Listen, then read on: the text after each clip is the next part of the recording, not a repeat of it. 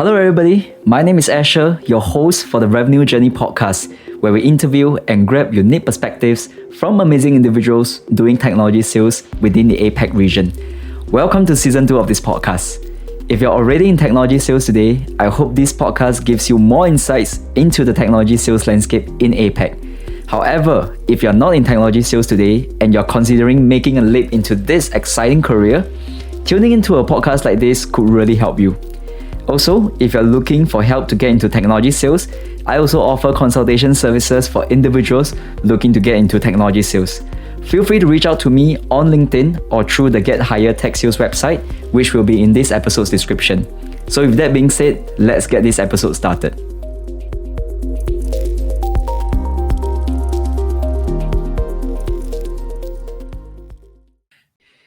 All right, hello Akbar. Welcome to the Revenue Journey podcast. It's a Sunday morning for the both of us, but thank you so much for being a guest on this show.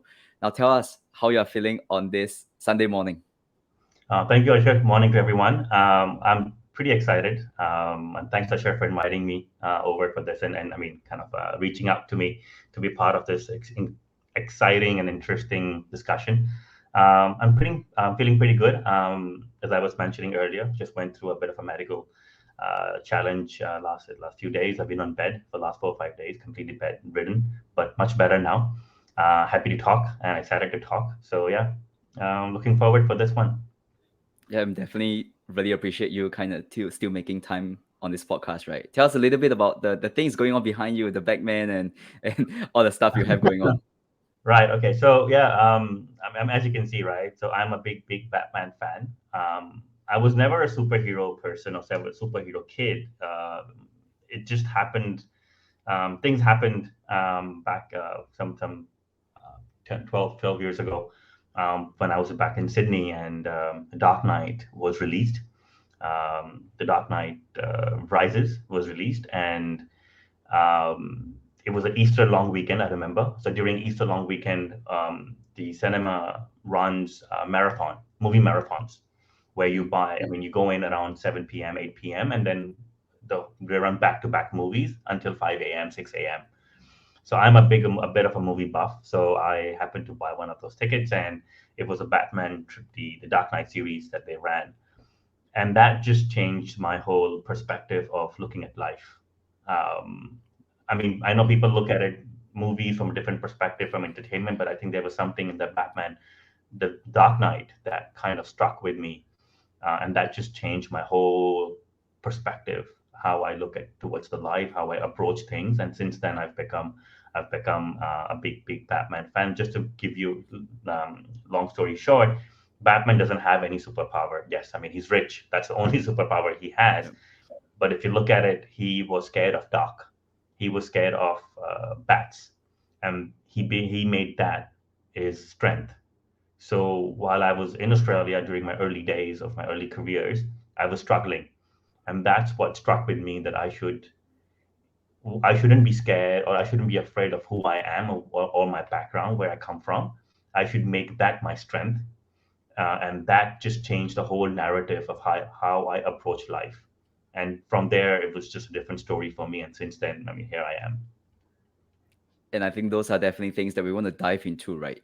As we go on to this episode. Sure. And I mean, Abba, I knew you through Clara, who's actually the first guest of the Revenue Journey podcast. So it's been a long journey.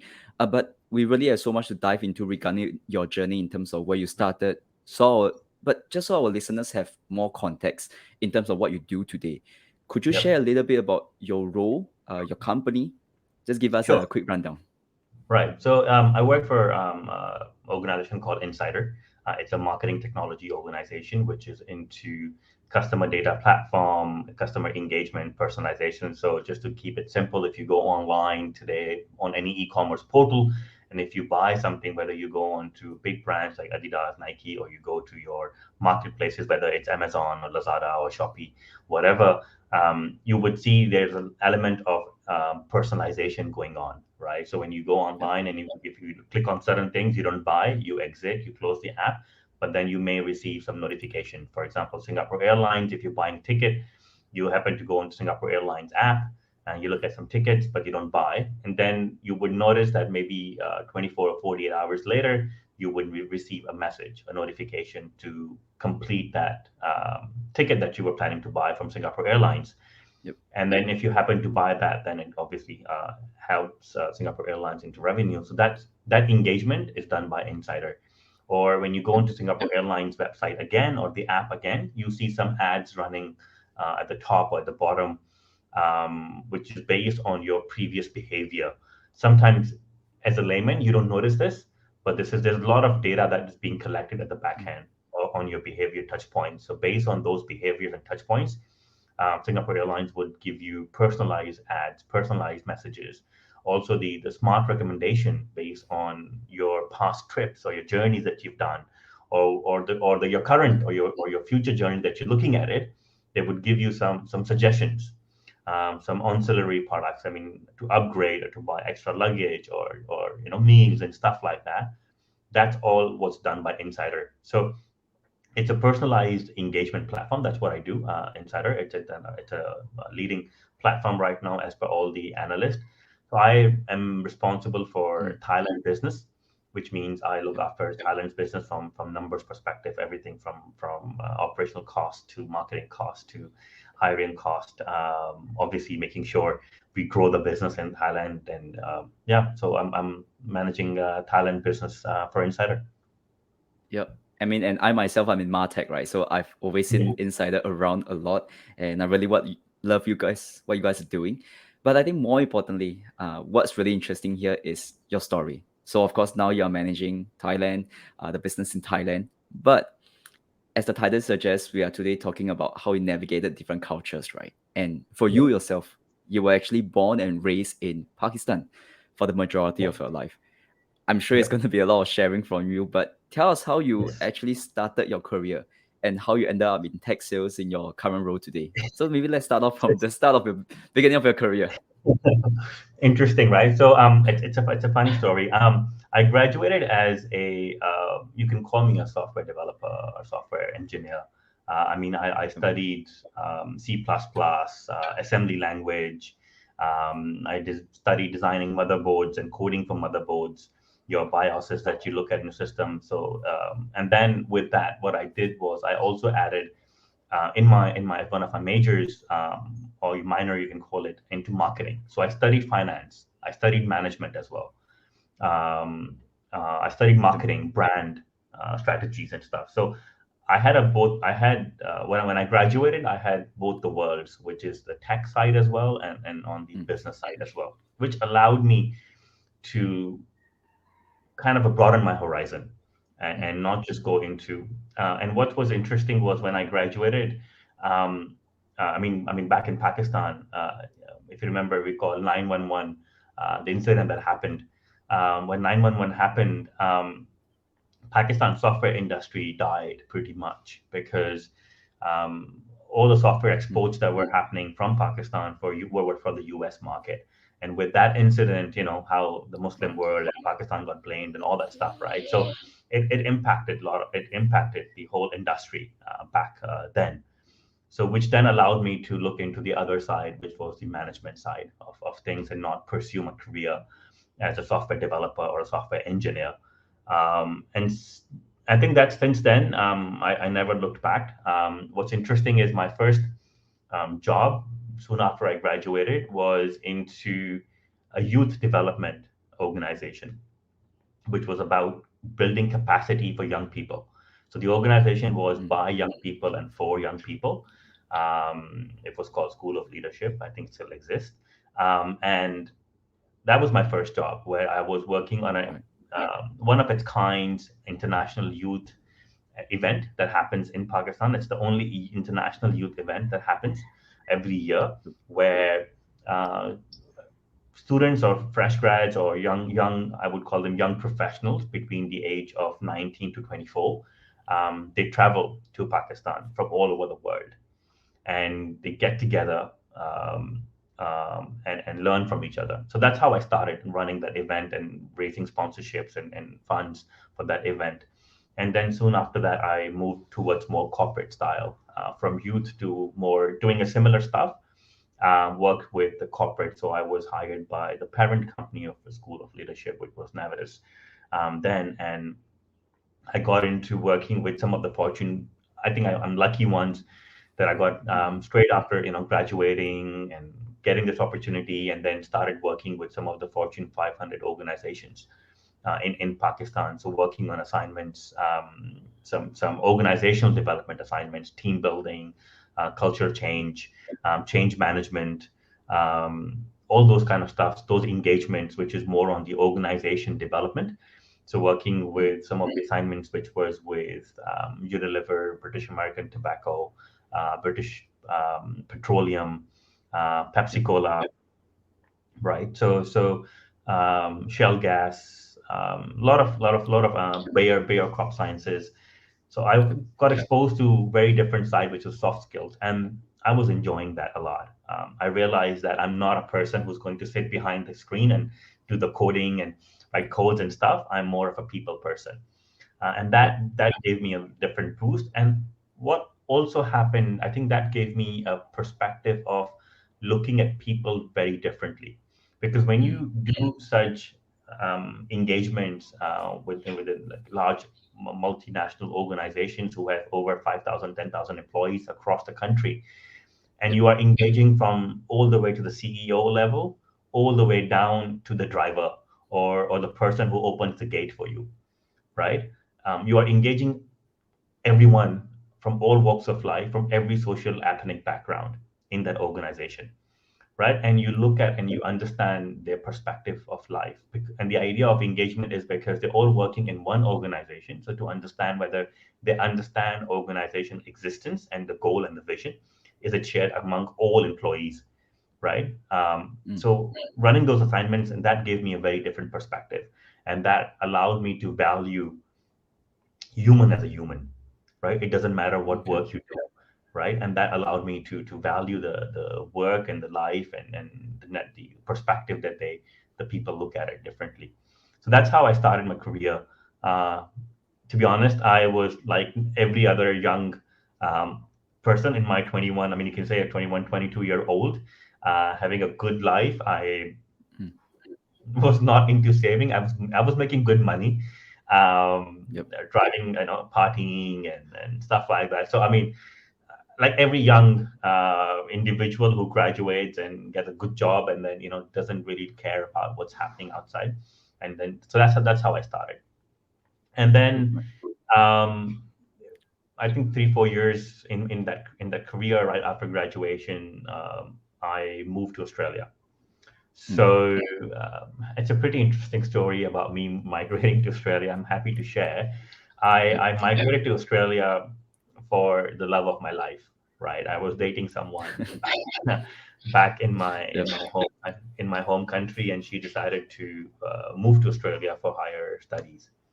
Um, and when she moved, I think it was we were probably 7 8 months down, and we started to develop some long distance challenges. Long distance is never easy, to be honest, in Yep. relationships. So then I decided, okay, you know what, I'm gonna come after you. I mean, I'm not gonna let you go, or break up like that. So that's what made me move to Australia, and I moved to Australia for her.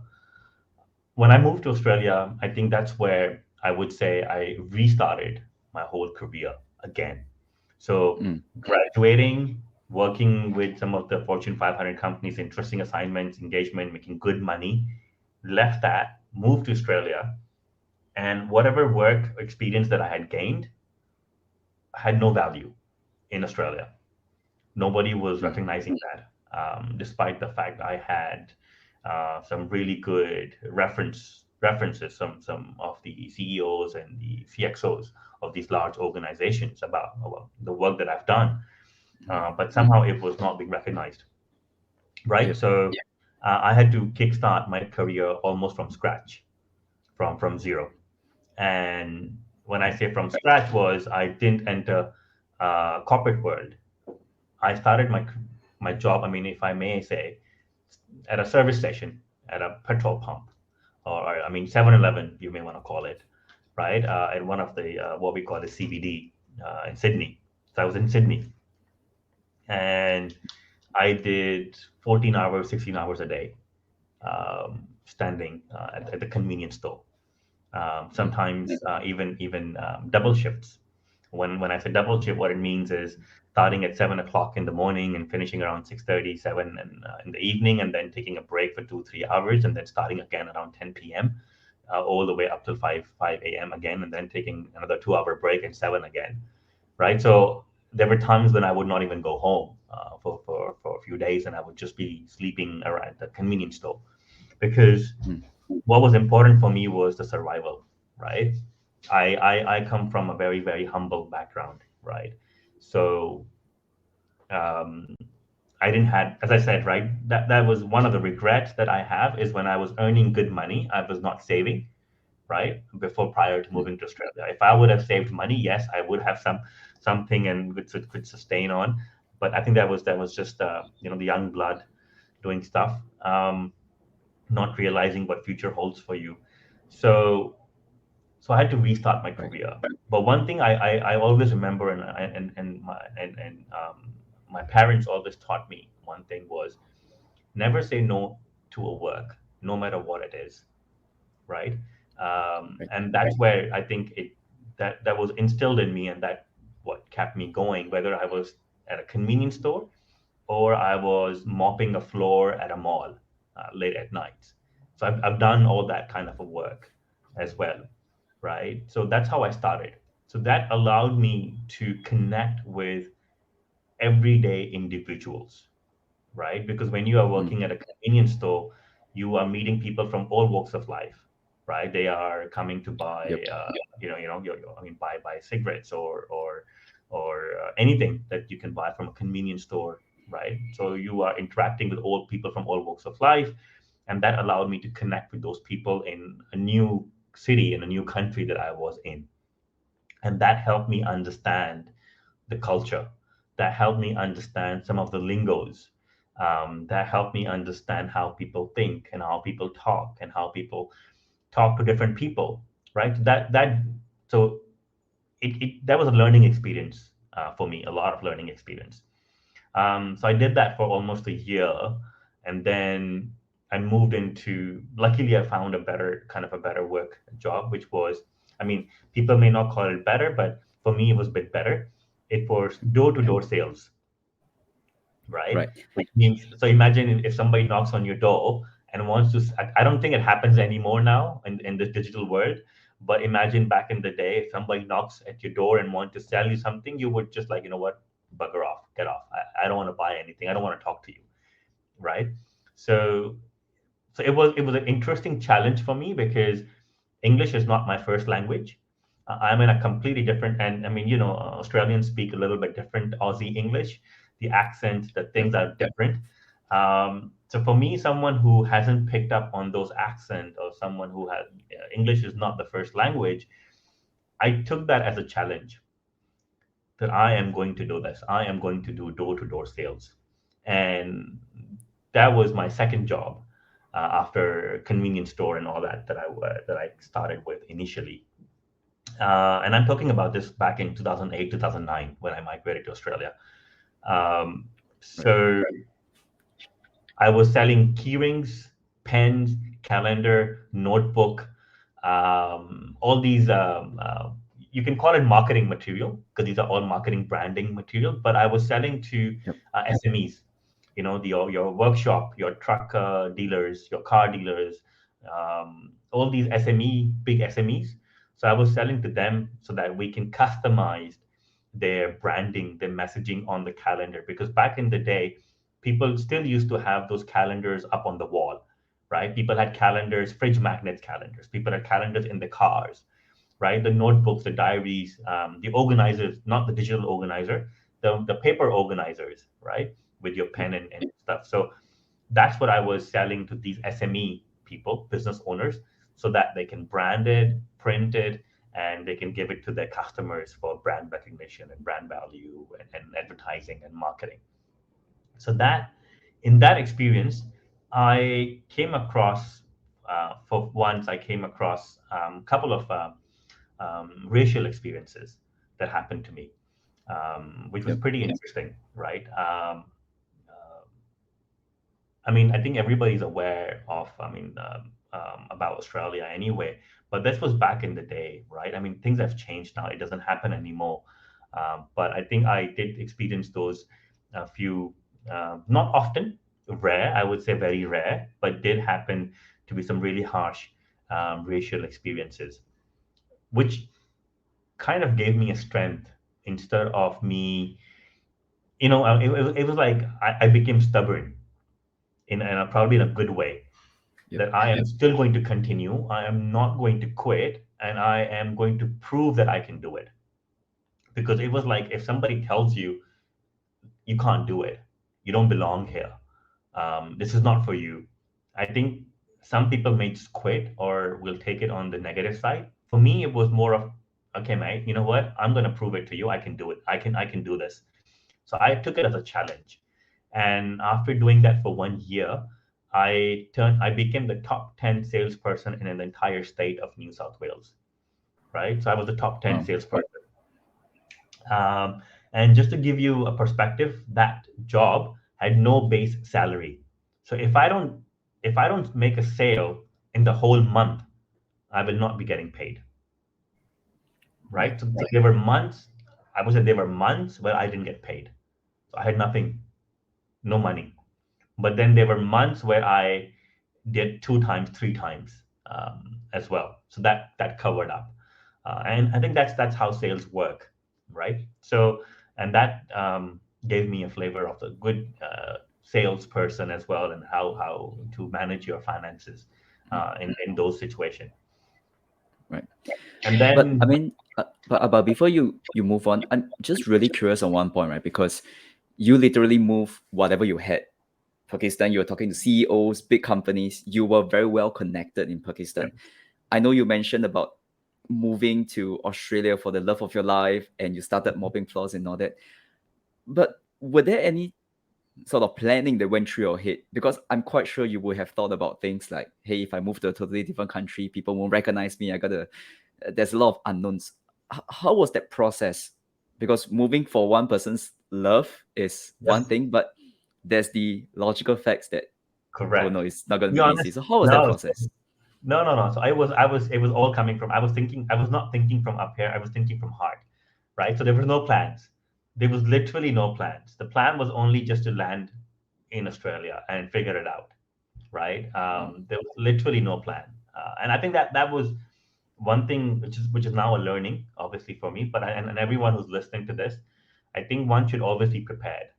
And that was my learning, that I was not prepared. I had no idea what I am getting into and what I'm getting after, right? So I think that's one learning. So there was no plans, and because I think there's always a good side to it, and because there was no plan,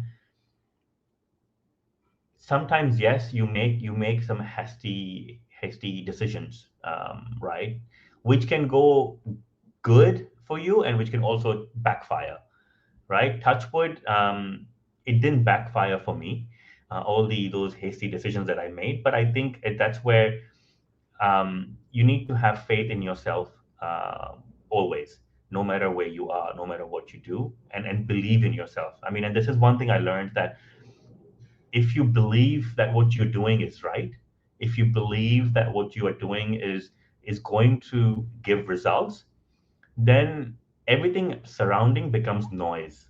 So you just have to ignore it, because you have a full faith and confidence in yourself, that this is what I'm doing is going to Mm. prove results, and it will prove results. Yes, it may not be showing results immediately in a short term, but because you have faith and you are persistent, um, then just go for it, and have faith, right? And I think that's what I did.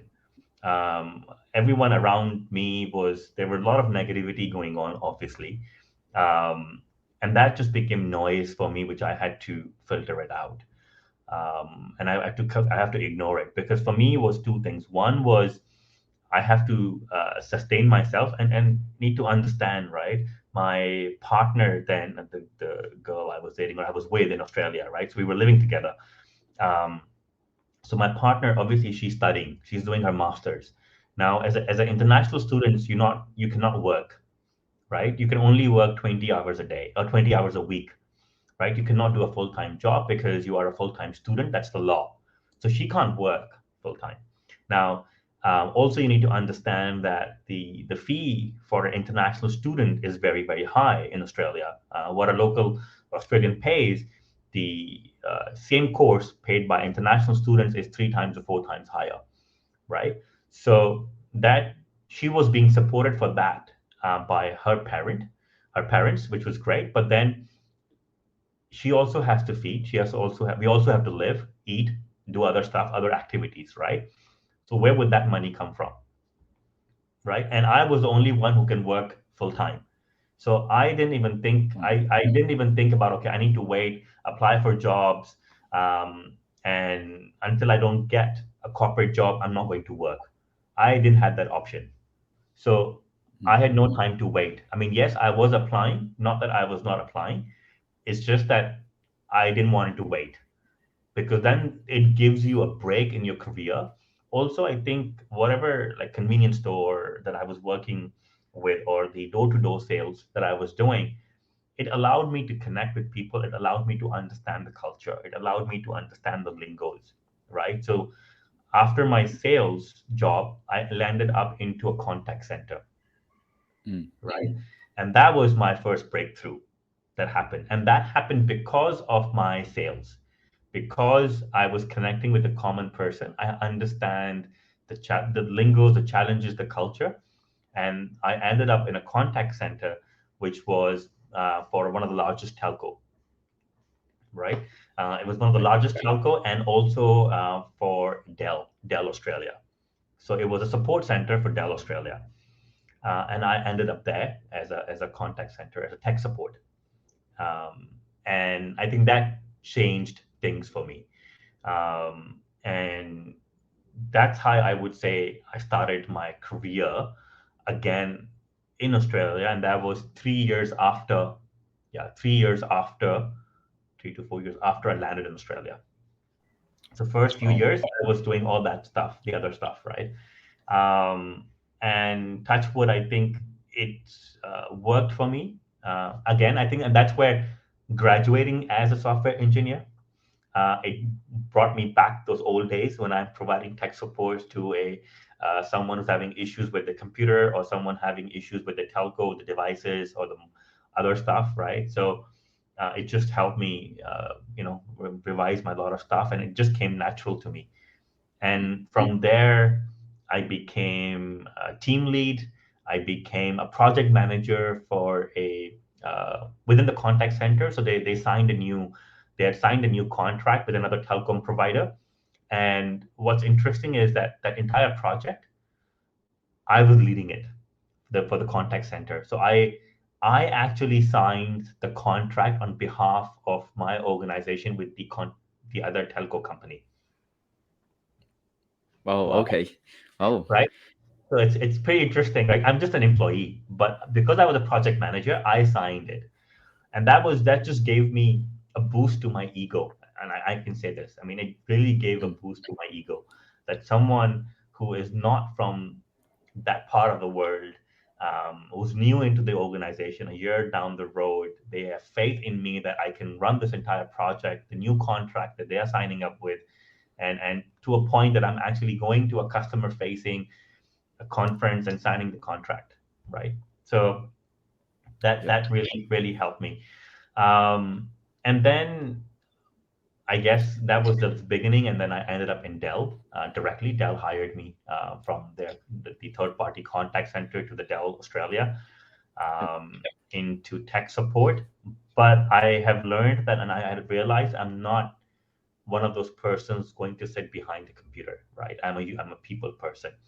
So yep, that was my foot in the door at Dell Australia, and then I from tech support I move into sales, right? right.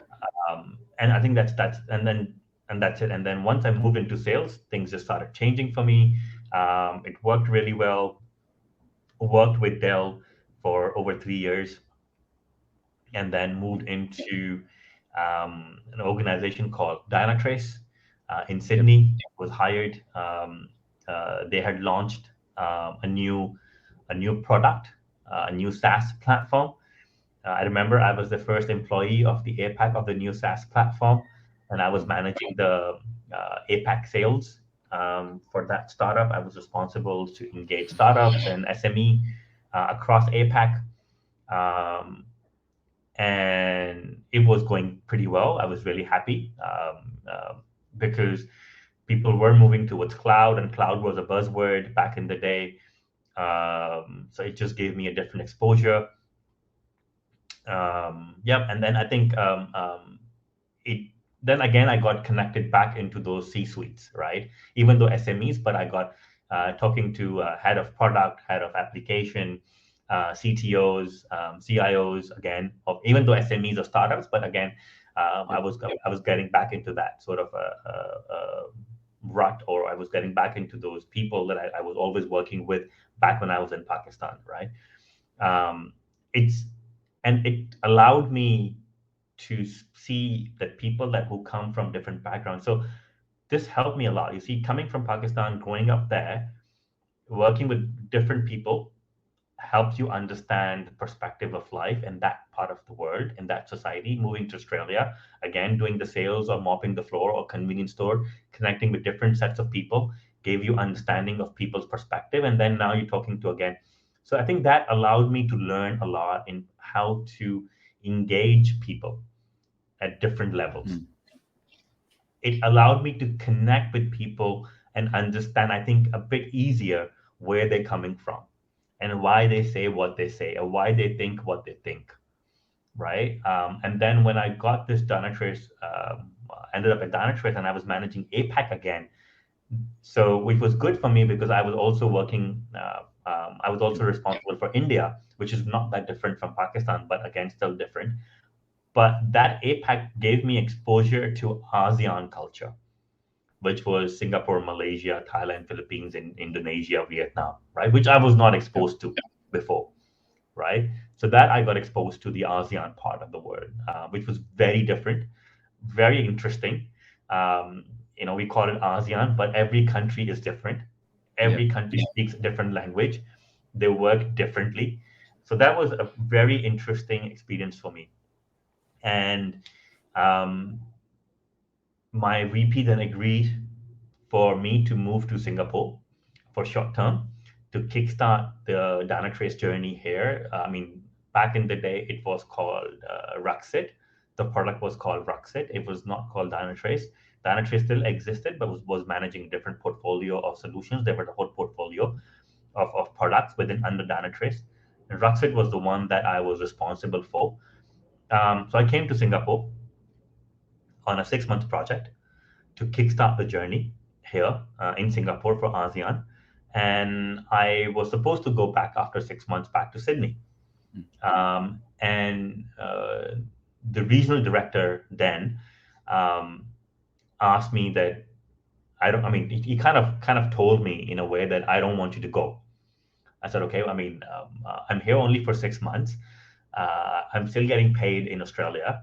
I've only came here for a project. I'm done, and I need to go back. So he said, no, I don't want you to go because I want you to help me in this market. And that was 2000 October 2007. I was here, and then April 2008, I was supposed to go back and supposed to go back, right? So he tells me in March, March 2008, he tells me that I don't want you to go. I said, okay, well, Mm. what do you want? What do you want me to do? And he said, oh, I want you to help me with the Thailand market.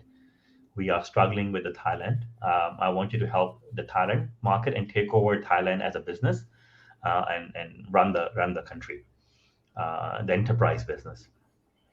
Right. For me, it was like, sorry, go on. Yeah. And I mean, before you go on, right, but I mean, you had so many times when, essentially, you were being chosen as the person to lead this team to do this thing. To what would you say is the thing that you always do, such that when a new position comes about or a new initiative from your boss comes about, you are the first person that he or she thinks of? Do you have anything to say about that? I I don't know, to be honest, Asher. I mean, I really don't know about that. I mean, I don't know how to answer that. One thing that I know of is I, which actually sometimes backfire you as well. One thing in Mm, my early days was I can never say no. I could never say no. And sometimes I think it backfires you because every time a new challenge comes across or every time there's something new happening in the organization, I always used to put my hand up that I'm going to do this. I can do this. And what it ended up was I had too much on my plate, right?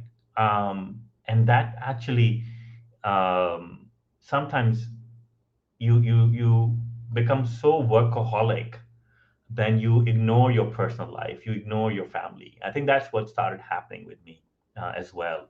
And I think that's where you really need to put your foot down as well. Sometimes you say, no, already have enough on my plate. And what you have on your plate, do it with sincerity, right? So one thing I do is, I think all my managers or all my bosses know this. Once I am into something or once I take up a challenge, I go beyond. I just don't do it for the sake of doing it. I get involved emotionally as well. What it means is that I take the whole ownership. So when I take the ownership, then it's my child, it's my baby, and I run it like that. So I would mm, then do things that normally people I see may not do because they are doing a job. When people are doing a job, you are trying to tick off your KPIs so that you get paid and you get your bonuses and you get your compensation, right? Because you hit your KPIs, you will get your. For me, KPI doesn't matter because I don't look after KPIs. I don't run after KPIs. What I run after is what I call is success.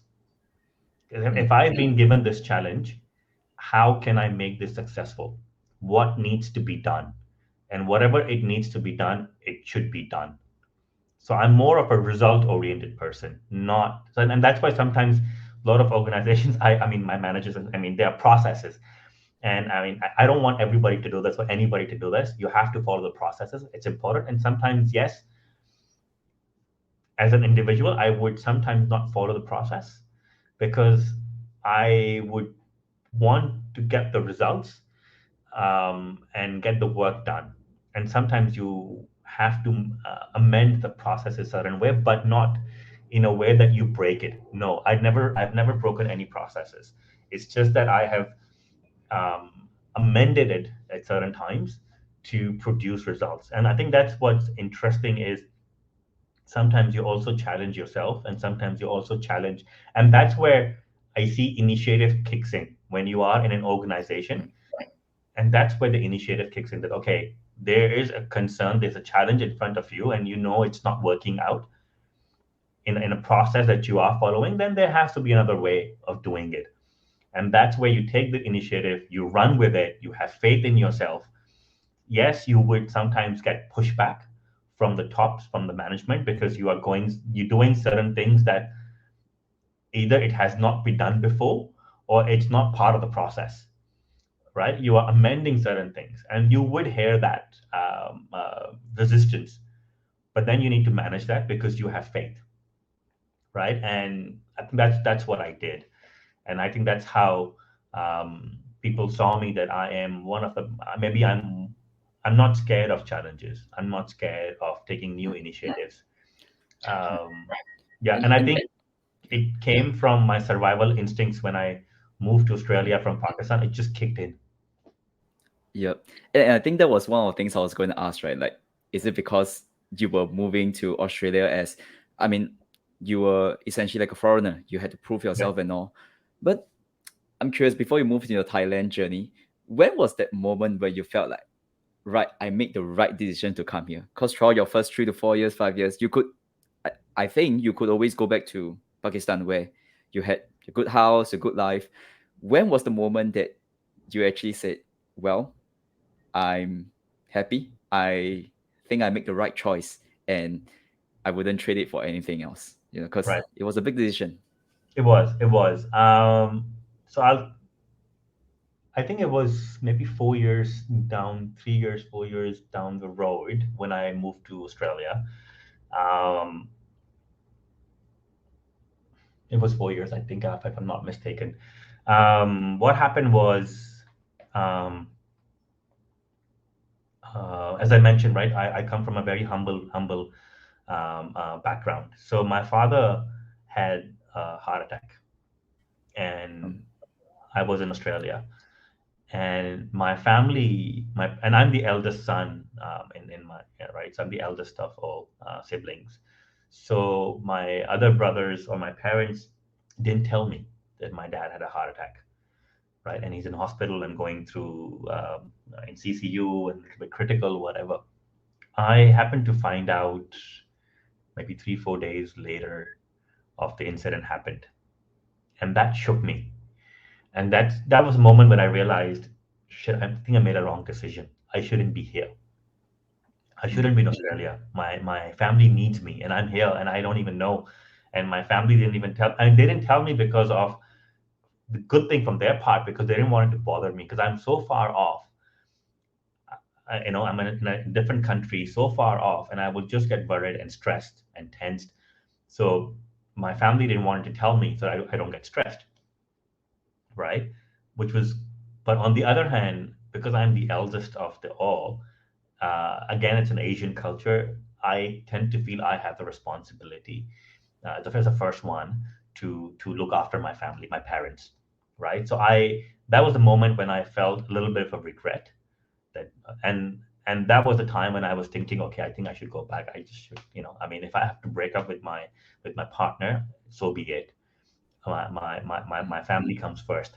And then I did travel to Pakistan a couple of months later to see my parents. And when I went back after 4 years, I think I went back after 4 years, I realized, and that's when I realized I think I made the right choice of being in Australia. And there were two reasons for that. One, obviously, was I could see that I would, in that part of the world, I would have struggled to. Yes, I was working. Yes, I was working in a good organization. Yes, I was earning really well, but I think I would have struggled to go to the next level, right? Because of the culture, because how things work, right? Plus, in Australia, yes, I had to go through a really hard grinding, but I saw the process that could lead me to the next level and next level and next level, right? And I could see that. Number one. Number two, um, value for money and value for human life. The value for human life is what I learned in Australia, right? Every single human life matters. And that's what I learned in Australia.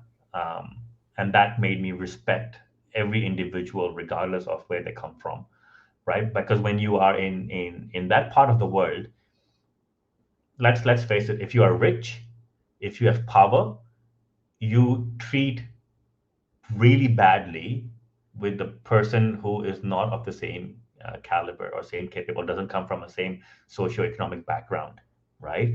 In that part of the world, you would ridicule that person. You don't give a, excuse my language, right? I mean, you don't give a shit about that person, right? I mean, that's how that part of the world works. I mean, rich and powerful have more, all the luxury of life, and the poor person has nothing. Nobody respects that individual regardless of what work that person is doing. So that's I realized if I would have lived in that society, probably I would have become like that. So that's when I decided, okay, when I went back, okay, I've made the right decision of staying in Australia. No regrets. Number one. Number two, I could financially support my family better because the conversion Right. from dollar to Pak rupees obviously is much different, right? So that was my decision. Okay, I'm better off, and I went back to Australia after seeing my family. So yes, there were times when I thought that I made the wrong decision, which was during my when my father had a heart attack. But then when I went back, I realized no, no, no. I think I'm better off staying in Australia. Right. And of course, that was a good thing, right? Because if we fast forward again, now you're at this point where, right, you're given a new assignment again. You're going to do new things again. And like you Yeah. said, that was the Thailand part of things, going to Thailand, going after the enterprise accounts. So yeah, you Correct. could go on with that. Let us know how that went for you. So I was in Singapore, by the way, right? So um, I mean, and then went through negotiations internally with my VP and the RD. Negotiated my package and benefits and what needs to happen. But also one thing that I negotiated was, so I would be based in Singapore. I would not be moved to Thailand. So I was based in Singapore, hired in Singapore, but managing Thailand business from Singapore, right? So one thing I did, um, um, negotiated that, God forbid, if it doesn't work out, I will go back to Australia. I'll go back to Sydney, and there will be a job for me, right? So that was one thing that I negotiated, because I mean that's when you need some sort of security. And just FYI, um, um, we I broke up. I mean, we broke up with the love of my life that I went after. So after living together for 13 years, we broke up. Just letting, I mean, people know that we're not together anymore. So we broke up anyway. Mm. And when this happened, the Singapore opportunity happened. It was a year after I broke up with my partner, right? So I think I needed that break because living in Sydney, having common friends, every day, and I would interact or would come across my ex, right? And that was not that so easy. Someone you spent 13 years together was definitely not easy. So when Singapore happened, I said, okay, you know what? It gives me an opportunity. It gives me an opportunity to go away from that and start from a different perspective, live a life from a different culture again. And so I accepted it. It was a good offer. So I moved to Singapore. I lived here in Singapore for 3 years before I embarked and moved to Thailand. And I was managing the Thailand business from Singapore. And Singapore was, I don't know how to put it, um, it was a very different experience. Very, very different experience. I think Mm. Singapore is a great country, it's a great city, um, amazing people. But I had realized after living there for 1 year that Singapore is not for me.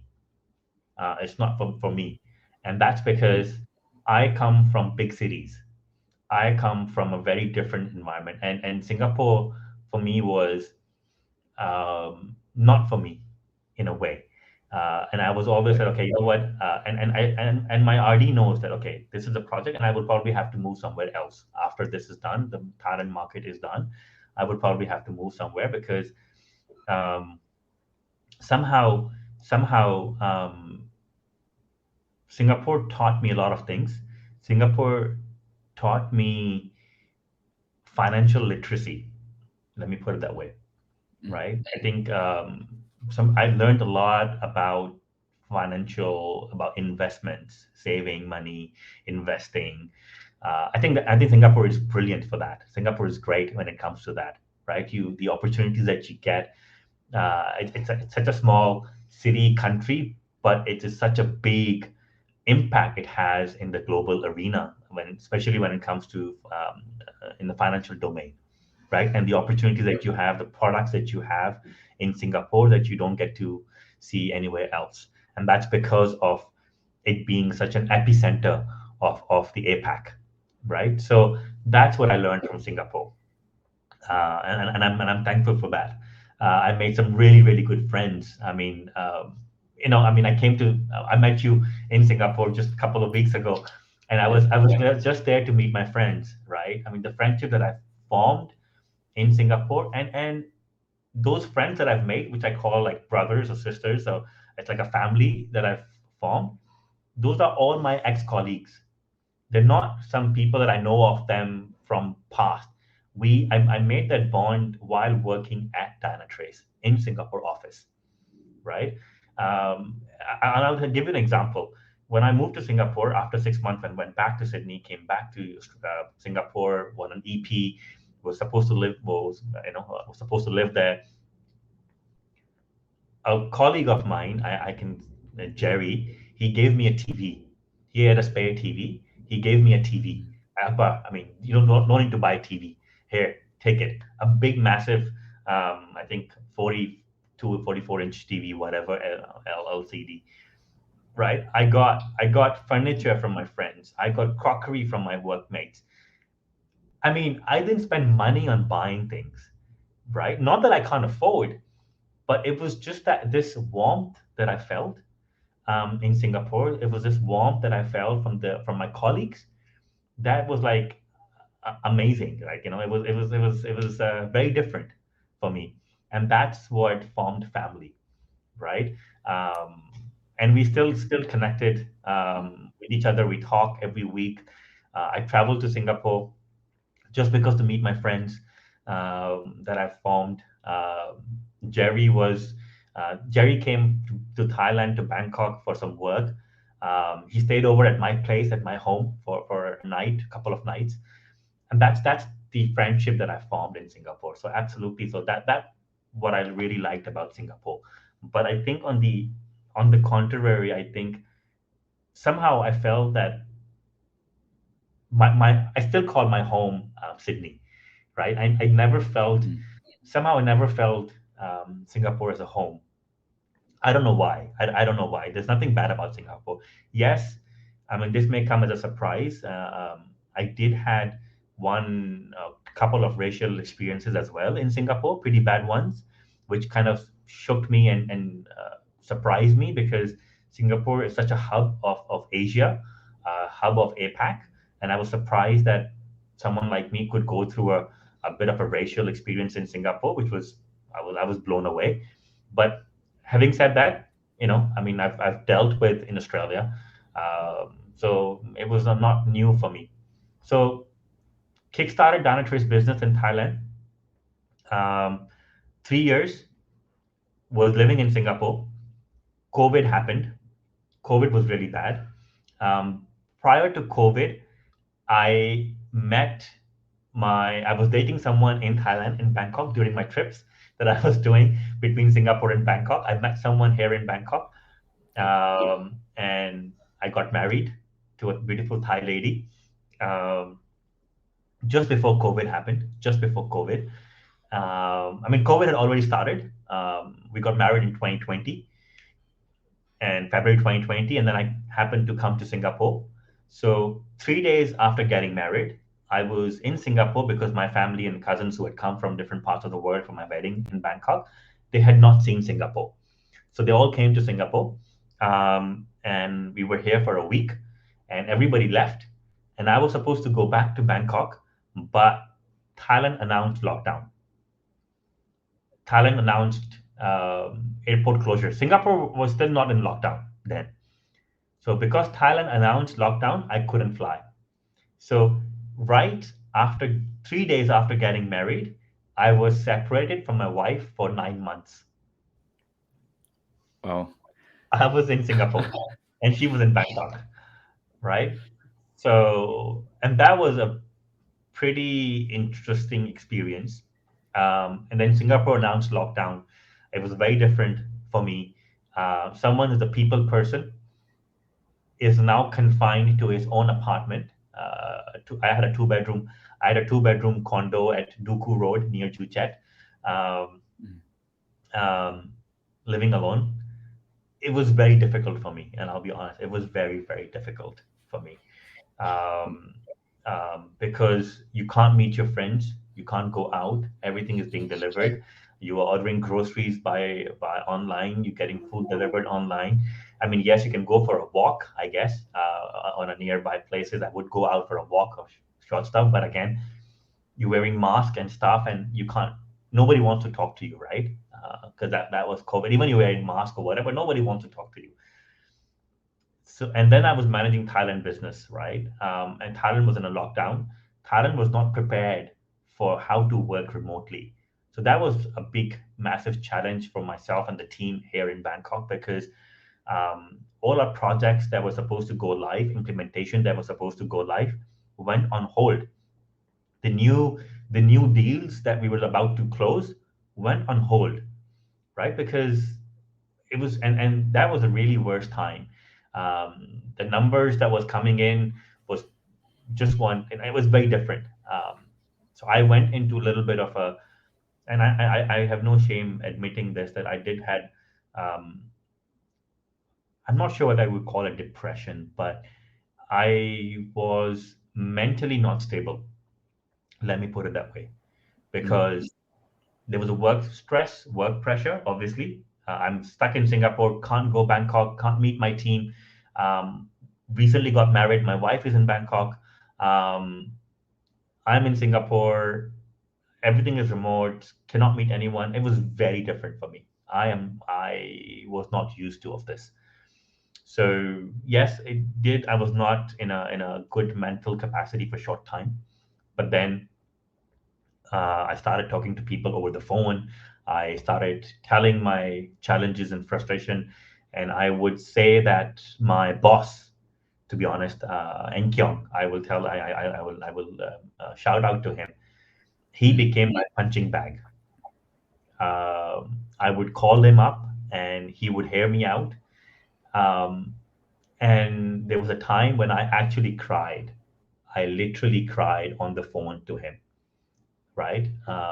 And thanks to him that he gave me those ears and the shoulder, and I could survive that period.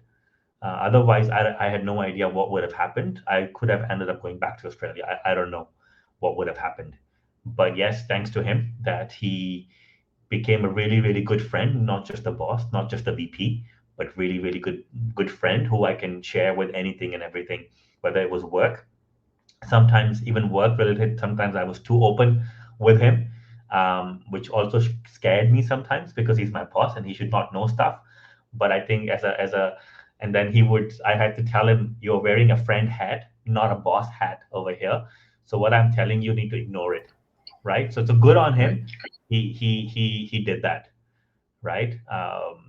So yeah, and then when COVID happened, then I put a proposal to my business, my Dynatrace, the guys, and to Enkyong as well, and my VP of APAC, Mori, as well. That I'm here. Everything is in lockdown. Thailand team is struggling. I need to be on site. I need to be in Bangkok. I need to be with my team. Even though there were lockdowns, but Bangkok was not as hard lockdown as Singapore, right? So I said I need to be there, and we put a proposal together in terms of why I should move to Bangkok. It went to the global VP, to the CEO, and he signed off on that. And then I moved to Bangkok, which was back in 2021 May. Mm. 21 May, I moved to Bangkok. Um, and that's how I ended up here in Thailand. Now I'm living here. I got a nice house here. Uh, I don't work with Dynatrace anymore, but just to let you know that the friends that I've made at Dynatrace, I still talk to them. And every time Enkyong comes to Bangkok, we go out for dinner. We go out for drinks. We still talk business. We still talk business about Dynatrace, things that because when I took over Thailand business for Dynatrace, it was there were only two people here in Bangkok office, and now there are 16 people when I left. Right, so we Mm. grew the business. Touch wood, because of team effort and support. I think we grew the business tenfold with a very steady growth rate. So yeah, and I think me living in different parts of the world, living, interacting with different people, actually helped me to sustain this journey as well in Thailand. But just to highlight, there were times when, in the first 6 months, I think I did mention to you, Asher, earlier, in the first 6 months, Yep. the sales director here in Thailand went to my boss, which is VP Eng Kyong, and he said either he stays in Dynatrace, works in Thailand, or I stay, because we were just not matching. And that's because, again, was I was coming from a different background of approaching things, of doing sales and approaching, whereas I didn't give enough time to understand the local dynamics. I didn't even, first 6 months, I should have actually spent more time understanding how the business is done in Thailand, what the culture is, what the psychology is. I think I should have done that, which I didn't. Yep. But Once I moved here, first thing I did was I went to all historic sites. I went to museum. I learned about the history. I actually learned about the history for Singapore as well, about Singapore, Malaysia, while I was in Singapore, because that Mm. allowed me to learn why Singaporeans say certain things the way they say it, or the mindset they have, right? How it got freedom from British, from Malaysia, the struggles the Singaporeans went through during those early days of building Singapore. So it helped me allow to connect with people better, right, in Singapore. And then when I moved to Thailand, I did the same thing, learn the history.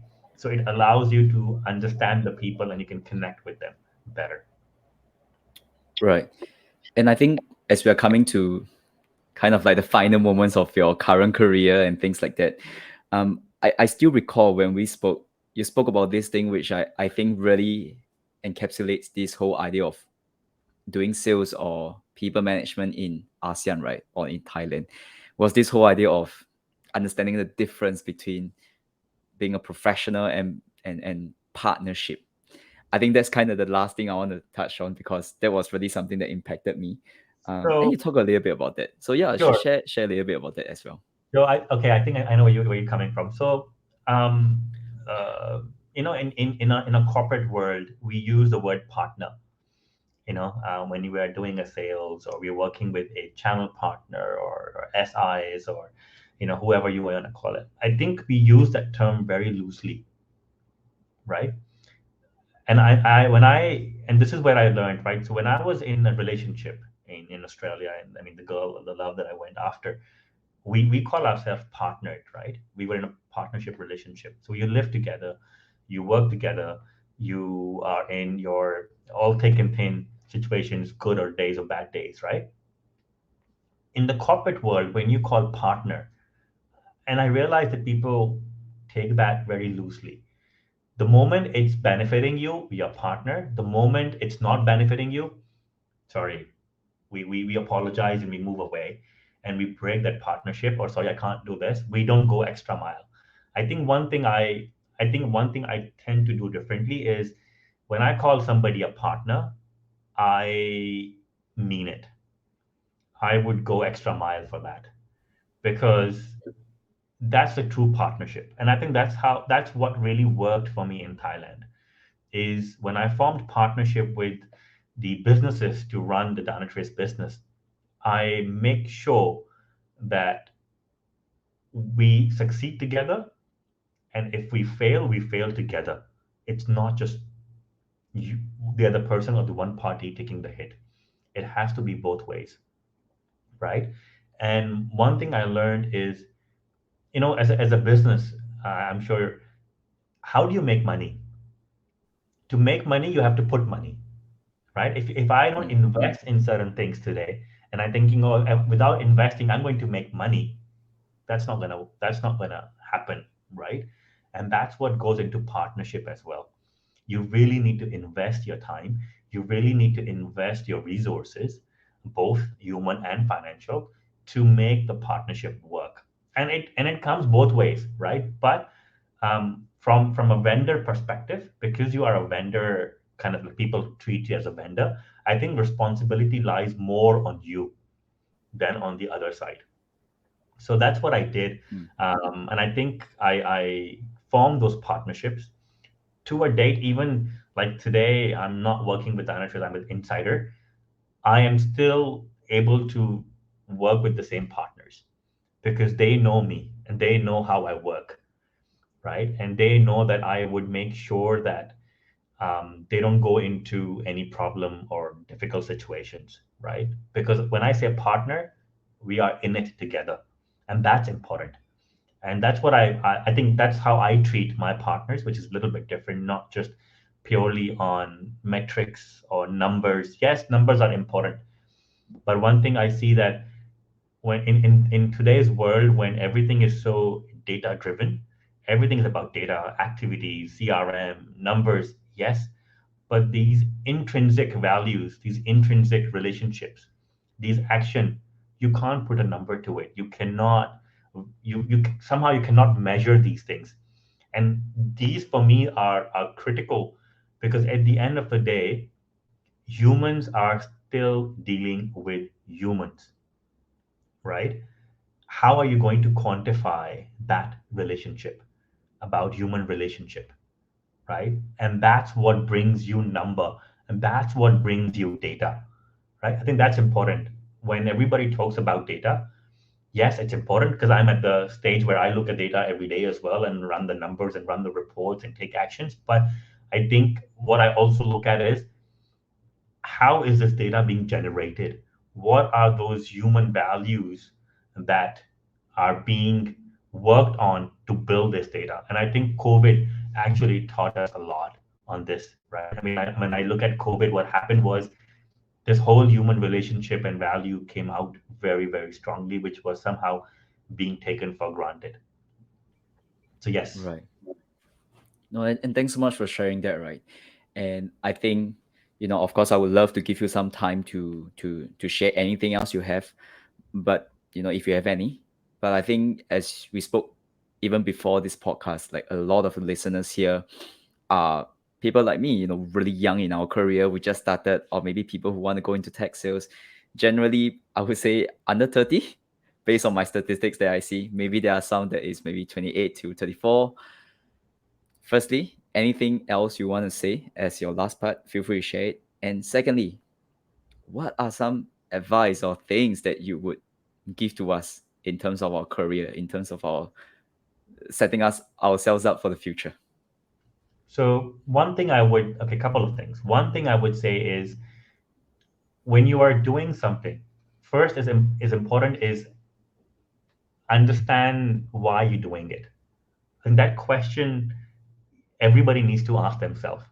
If I am working in an A organization, I'm working with Microsoft, Google, Amazon, AWS, Azure, wherever you are at, why are you there? Why? Does it really resonate with you as an individual? Because if you are there, to be honest, if you are just there to because you want to earn bare minimum of your daily wage so you can sustain yourself, then trust me, you will struggle to move to the next level of your career because that's not you. So do things that resonates with you as an individual, right? And if it doesn't, move on. Trust me, move on. Because what you are doing is you are wasting your energy, your resources, your time, not yourself, but the organization and the people around you that you are working with, right? And then you are also, and the clock is ticking, right? The time passed by is not going to come back. So what you are doing is actually not helping yourself. If you are just there to get that check that you get at the end of the month, the wage that you get at the end of the month, the salary that comes into your bank, if you're only there for that, don't do it. Don't, right? If you are there that you believe in it and this resonates with you, absolutely go for it. And that's what will take you to the next level of your career. Because whatever you would do, will do it from passion. Because then if you are doing it for just for bare minimum, passion will not kick in. So do something you are passionate about. Number one. Number two, um, never shy away from challenges. Yes, you may have not done it before. Yes, you don't know how to do it, but that's the whole learning part, right? Go for it. And in your career, don't worry about changing your careers. And I see young people are very scared these days of changing the careers. Oh, what do I do? Switch from one to another. Don't worry, because I say that in your first 10 years of that, from 21 to 30 is your experimental period. To be honest, even that's your experimental period because you can be in tech sales, you can be in customer service, you can go into HR, you can go into finance. Experiment, see what you enjoy. And one thing that I still do is now experiment doesn't mean you switch jobs. Okay, experiment can also be done outside jobs. How? And this is something which I am a big advocate of, and this is one philosophy that I have in life is to give back to society. Volunteer, Mm. right? So, for example, Usher, you are a, let's say, into sales, but you want to expose yourself to management or operation, you know, and it's hard for you to do that in your current organization, right? You can't. How would you do that? Go to not-for-profit organization, volunteer, go to Red Cross, go to, there are so many organizations in Singapore that runs charity, right? Volunteer yourself, get involved in those events. Once you get involved in those events, you would be exposed to different parts of the things. You may be managing finances, you may be managing fundraiser, you may be running an event on your voluntary capacity. That teaches you a lot of other learnings. And then you realize, oh, I am more better off doing this, not sales. Or I am more better off doing sales, not this. So when I say experiment, it doesn't mean you experiment with your jobs. Because yes, sometimes it's hard to move on from one job to another. And how do you find yourself what you're good at is the best way is volunteer, because that will give you two things. One is you are giving back to society, which has given you so much.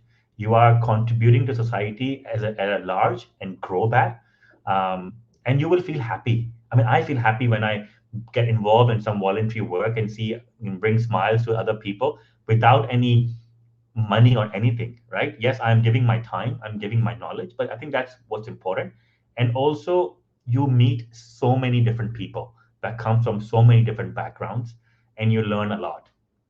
You learn a lot from that. So that's how you experiment things. So, yes, do that and never shy away from challenges. And I think one thing, if I may point out, it's funny how when you're saying those two things, never once do you talk about money. I mean, yes, you talk about it, but never is money part of the equation. It's almost as if the first 10 years is experiment. I would even say it's almost as if like experiment, and if you're good, the money will come. Essentially, it's just Absolutely a correct. Don't follow money. Follow excellence, and money will follow. yeah. And I think that's a really good reminder, not just for listeners, but even for myself. In this day and age, we are spread with things about money, about getting this and that, very materialistic things. I think it's just a really good reminder in a sense when you share that. Yep. And of course, with that being said, I have just two more questions for you, and with that we will come to the end. And Sure. I think the first one is, what do you love about your job at the moment? Two things. One is helping my team to reach their goals. So, what makes me happy is if I can be part of if I can be part of anybody's life where they can unlock a potential or move to the next level, it brings me immense happiness. I mean, I cannot put any dollar value to that. It just brings me immense happiness, right? So if I can help anybody to unlock that potential and grow and go to the next level to a point, if somebody can even become my boss, I'm more than happy, right? If tomorrow I'm reporting to a team member who's my boss, no issues for me, right? It just gives me really, really, I'm really, really content and happy. That's number one. Number two is the work I do. I always, as I said, right, organizations that I join, I always have belief that I am contributing in helping other organizations grow. So let's say, I mean, yes, at the end of the day, you all need to make numbers, you all need to make money, revenue needs to come in. But at the end of the day, are you really creating a value?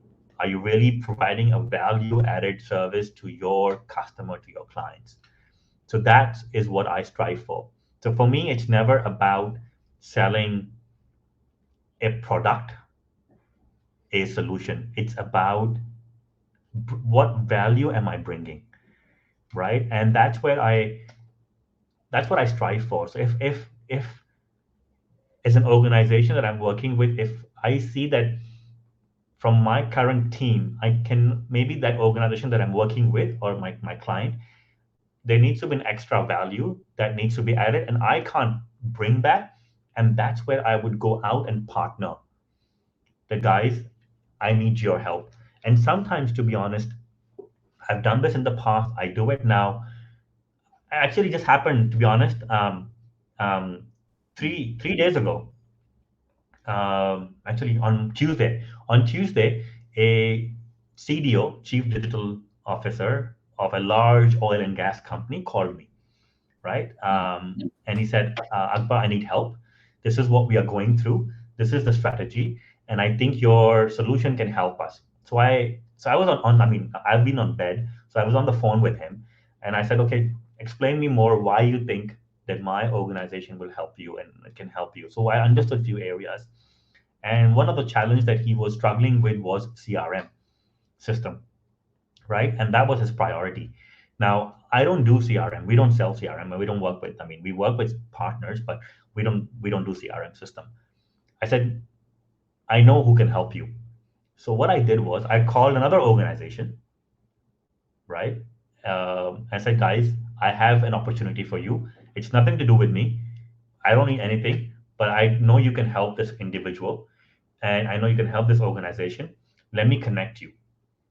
So I connected both of them, and I just found out yesterday they are deciding to finally take that, move things forward.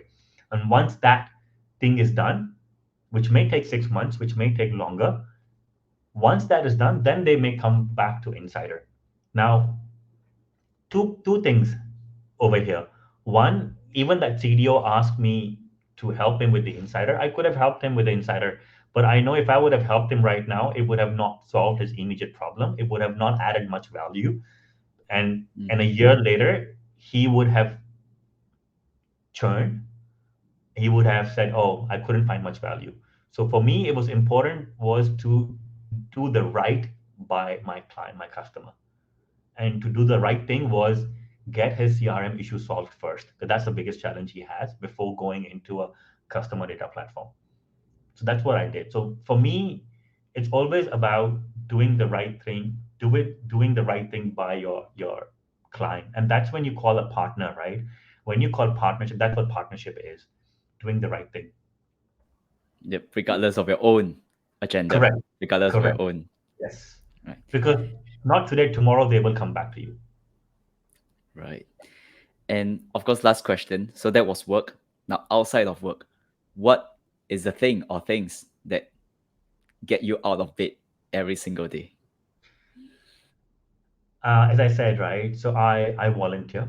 So I on weekends that's where I spend my time a lot. I mean, I play sports. I play sports a lot, but I also volunteer. So I work with some foundations here, which helps the um, lower social income community people who struggle to put meals on the table every day, the slums of Bangkok. So I work with them, Mm. um, help them, um, or I sometimes participate in some fundraising activities. I participate in, sometimes going to temple. I mean, helping people, helping monks and stuff. I mean, different things, right? So whatever I can do on a daily capacity outside work, helping, I think that's what gets me going. Wow. Okay. And I think with that, Akbar, it's been a long but really insightful conversation. I think we even spoke about things that we didn't talk about previously during our coffee chat. And I really, really enjoy this conversation. I think I will even say that a lot of times I was just listening to you sharing, and it's a joy to me to just listen sometimes because that's where Thank you you. gain a lot of perspective. Yeah. Thank you, But Akbar, for having me. Appreciate it. Much appreciated. no problem. But for our guests who, maybe something has caught their attention today, they want to reach out to you, they want to ask you some question. What is the best way they can reach you? They can connect me on LinkedIn. Just give the reference to this podcast, reference to Usher, so I know where you're coming from. I'm more than happy to drop my email address. You can share my email address, which is amotani@gmail.com. I'm sure you have my email address, so I'm Yep. not sure if you can put it somewhere. Yeah, more than happy to connect, either via LinkedIn or email. Yep, and I'll make sure I'll drop those two in the description as well for this episode. But thank you so much again, once again, Abra, for being on this podcast. It's been a very nice chat. And of course, to all our listeners who are listening in, Thanks for tuning into this episode. And Before I go, one fun fact, just in case if the listeners and the viewers are being curious, why do I have a senior in the middle of my name, Akbar Senior Motani? And that's because my younger brother and I share the same name. His name is Akbar as well, and I am Akbar as well, and that's why I put senior. So yes, two brothers sharing the same name. right, okay. So I think as long as they click on your LinkedIn profile on Correct. LinkedIn, they'll Yes. probably find the right Akbar. Yes, that's why I said. So if you look at Akbar Motani, there's another Akbar Motani who's my brother who's in Dubai. So he's a different individual. Look for Akbar Senior Motani. Yes. All right, understood. Okay, and I think with that, we can say bye to our audience now. So thank you everyone for tuning in, and we look forward to the next one. All right, Akbar, say bye to our audience. Take care. And in Thai, as I said, Swadee Khap. All right, thank you everybody. Take care.